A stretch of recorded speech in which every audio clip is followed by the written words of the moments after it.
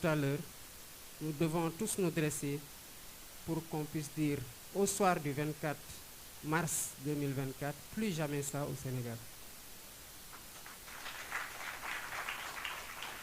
Monsieur le Président, vous avez tantôt évoqué des contacts. Je ne reviendrai pas sur tout ce que vous avez dit quant à l'importance et la nécessité dans le contexte.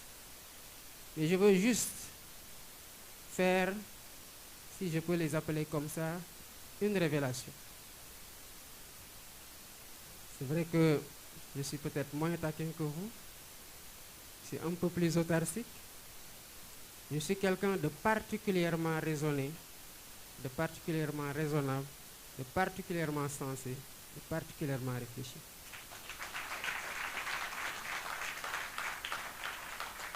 Après les événements de mars 2021, Monsieur le Président Sonko, vous pourrez en témoigner.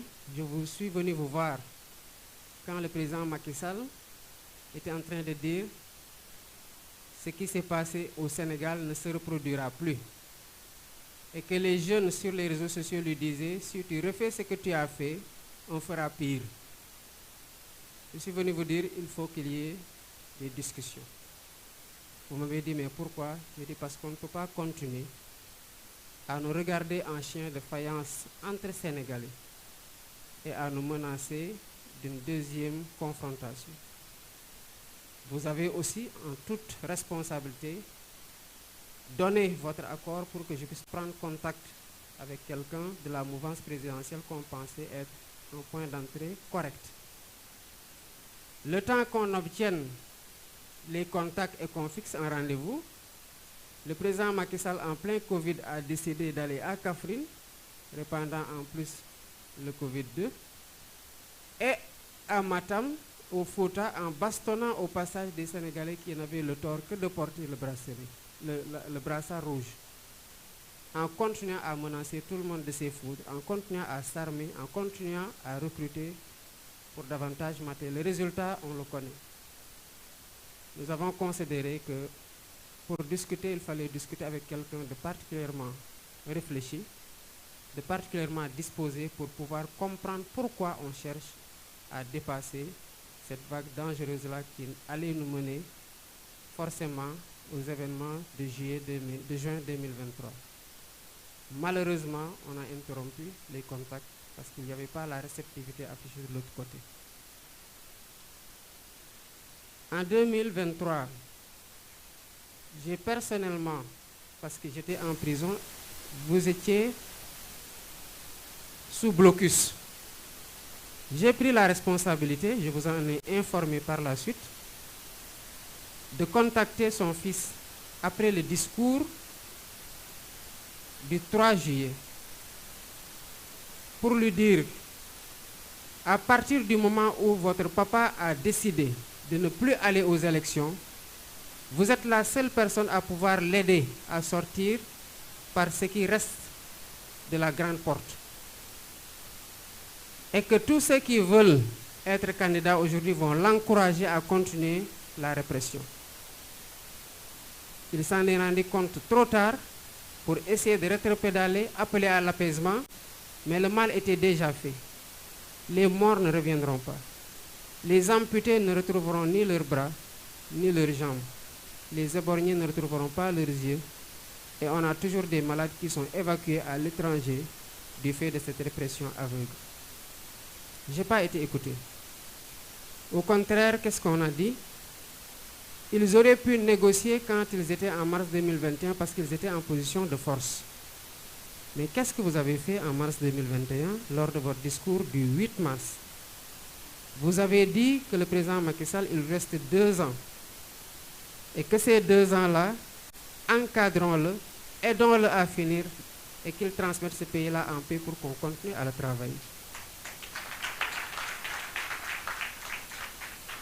Il y a eu autre chose qui a été dit, mais puisque nous sommes dans des moments dits de décrispation et qu'il n'est plus notre adversaire, je pense qu'on peut même ne pas aller dans ces relations-là. Juste pour dire que, à quel point moi je tiens à la concertation et au dialogue. Et cela a été tout le temps la posture de Pastef, de continuer à entretenir ce dialogue-là, si tant est que les conditions de sa tenue obéissent à des règles et à une logique de sincérité qui vont aboutir à des conclusions qui seront convenues, consensuelles et appliquées par toutes les parties prenantes. On n'a pas été écouté à temps et on aurait pu faire l'économie de ces balafres sur le visage, sur l'image de la démocratie sénégalaise, de frères et sœurs incarcérés dans des conditions extrêmement difficiles, de morts qui ne reviendront jamais, de traumatisés et de blessés qui garderont les séquelles à vie. Voilà Bassirou Diomaye Faye en toute discrétion aux côtés de Ousmane Sonko dans le cadre du projet que nous portons tous aujourd'hui dans la coalition Diomaye Président.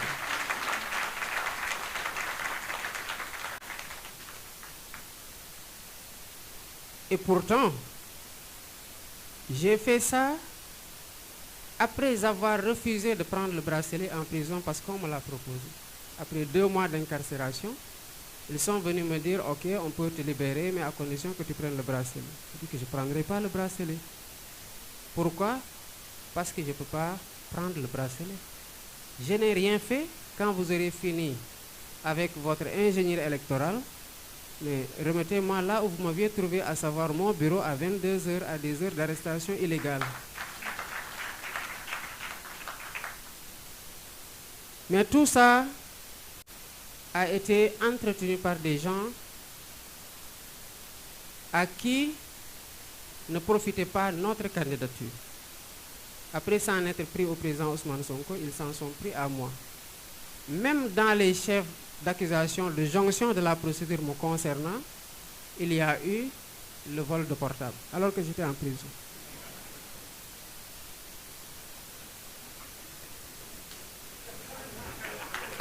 Président, où est le portable?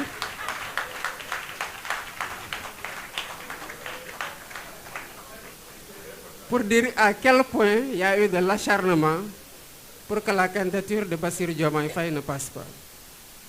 Mais parfois, certaines personnes sont déroutées quand ils sont confrontés à la logique politique du projet de PASTEF et qui est incarné par le président Ousmane Sonko.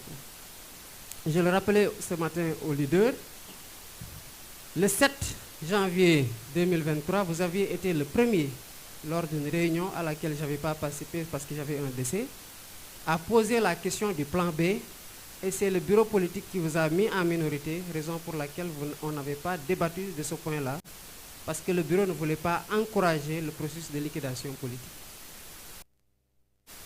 J'ai rappelé votre formule qui décrit la logique politique dans laquelle vous êtes tout le temps inscrit, à savoir que le Sénégal n'a pas besoin de messie ni de héros, mais d'une masse critique de citoyens qui sont conscients des enjeux.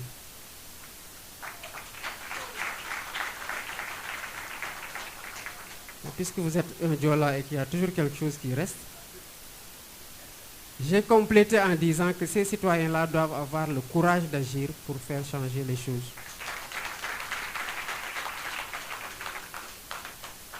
Président, vous m'aviez dit de ne pas parler de Amadou Ba. Mais comme généralement tu me dis que je suis têtu et qu'on n'est jamais d'accord, même si nous sommes toujours ensemble, je voudrais juste vous compléter. Je crois que j'avais fait un texte que j'avais appelé Bastradamus, prédiction tirée du DAC politique.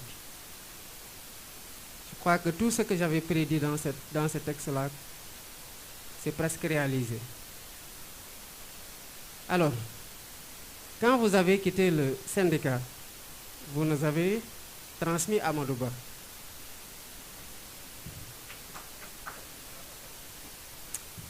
Et de la même façon que vous aviez été cette vigie-là pour réduire à sa plus simple expression la catastrophe qu'il était en train de faire au niveau des impôts et plus tard au niveau du ministère de l'économie et des finances, nous avons continué sur cette perspective, dans cette perspective-là. Et en 2016, vous pourrez toujours vérifier ça, le syndicat autonome des agents des impôts et domaines dans lequel j'étais avec Birame Souleye Diop les Wali Djoupodian et Eliman Pouy et consorts, a organisé une conférence de presse pour dire basta, ça suffit.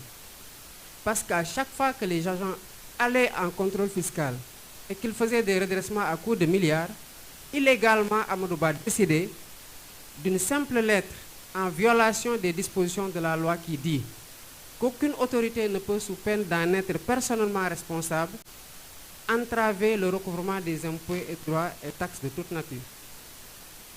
Mais il y a eu la première fois qu'il l'a fait, c'était dans un dossier de cimenterie.